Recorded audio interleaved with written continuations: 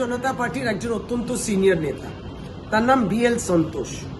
তিনি বলছেন যে বাংলার লড়াইটা মানে আগামী দিনে যে নির্বাচন বিধানসভা বাংলায়, সেটা রাজনৈতিক যুদ্ধ নয়, সেটা নাকি বাংলার জাতিকে বাঁচানোর একটা যুদ্ধ।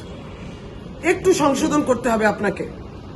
সেটা হচ্ছে যে ভারতবর্ষের জাতিকে বাঁচাতে হবে, ভারতবর্ষের আওয়ামকে বাঁচাতে হবে, ভারতবর্ষের মহিলাদের বাঁচাতে হবে। সেটা কিন্তু ভারতীয় জনতা পার্টি করতে পারে না। তাই বাংলা সে দিশা দেখাবে, কারণ বাংলা জাতির রক্ষা করেছে তৃণমূল কংগ্রেস। তৃণমূল কংগ্রেস কিন্তু মানুষ তাকে নির্বাচিত করেছে, বাংলায় তা ভালো আছে এবং এই দিশাটা দেখাবে ভারতবর্ষকে।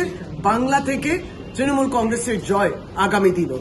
সুতরাং ভারতবর্ষকে বাঁচানোর জন্য তৃণমূল কংগ্রেস যে পথ প্রদর্শক হিসেবে দাঁড়াবে, মমতা বন্দ্যোপাধ্যায় বাংলার এই জয় 2026 যেটা মানুষ নিশ্চিত করতে চলেছে, সেটা কিন্তু ভারতবর্ষ দেখবে এবং তাই বিজেপিকে হাঁটাতে হবে ভারতবর্ষকেও রক্ষা করার জন্য, জাতি রক্ষা করার জন্য।